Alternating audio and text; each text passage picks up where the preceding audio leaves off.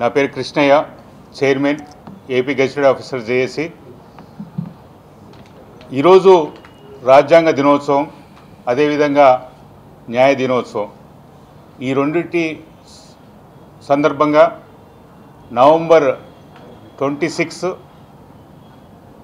ఆ రోజు రాజ్యాంగ పరిషత్ ద్వారా ఏదైతే రాజ్యాంగ ప్రతినిధిని ఆ కన్క్లూజన్ ఏవైతే ఉన్నాయో కొన్ని వాటన్నిటిని కూడా అడాప్ట్ చేసుకోవడం జరిగింది.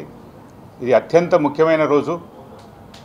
అంతకుముందు ఉన్నటువంటి బ్రిటిష్ రూల్ నుంచి సర్వసత్తాక భారతదేశ రాజ్యాంగానికి ఒక రాజ్యాంగం రావటం, ఆ రాజ్యాంగం యొక్క స్ఫూర్తిని కొన్ని సంవత్సరాలుగా మనం వివిధ వ్యవస్థల ద్వారా రాష్ట్ర సచివాలయం కావచ్చు, పార్లమెంటు కావచ్చు, రాష్ట్ర చట్టసభలు కావచ్చు, డిస్టిక్లో కలెక్టరేట్స్ కావచ్చు, ఎంఆర్ఓ ఆఫీసులు కావచ్చు, మన పుట్టుక కావచ్చు, మన మరణం కావచ్చు, వీటన్నిటిని కూడా శాసించేది, వీటన్నిటిని నిర్దేశించేది రాజ్యాంగమే.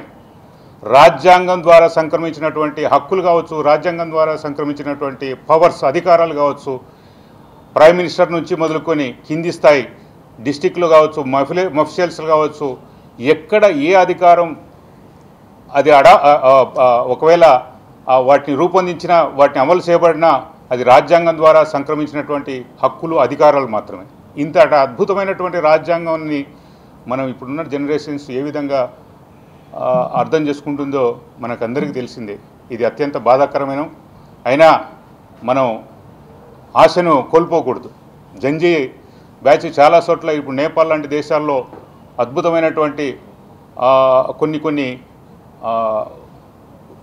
విప్లవాత్మకమైనటువంటి మార్పులను తీసుకురావడానికి కారణభూతం అవుతున్నాయి. అయితే దురదృష్టవశాత్తు భారతదేశంలో ఒక ప్రమాదకరమైనటువంటి ధోరణి కనపడతా ఉంది. ఇప్పుడు ఉన్నటువంటి ఇంజనీరింగ్ స్టూడెంట్స్ కావచ్చు, చాలామంది సాఫ్ట్వేర్ ఇంజనీర్స్కు ఫండమెంటల్ రైట్స్ అంటే ఏంది, ప్రాథమిక హక్కుల్లో అత్యంత ప్రధానమైన, ఈరోజు ఇక్కడ కూర్చొని ఇక్కడ సమావేశమై మీతో మాట్లాడుతున్నామంటే వాక్ స్వాతంత్రం హక్కు కావచ్చు, పత్రికా స్వాతంత్రం కావచ్చు, ఎందుకు వచ్చింది, ఎలా ఉంటుంది అనేది ఎవరికి, ముఖ్యంగా 90% ఇప్పుడున్నటువంటి విద్యార్థుల్లో అవగాహన ఉండడం లేదు. ఎందుకు ఉండడం లేదంటే మన విద్యా వ్యవస్థలో అలాంటి లోపాలు ఉన్నాయి. ఎంతసేపు ఉన్న పాలిటిక్స్ అంటే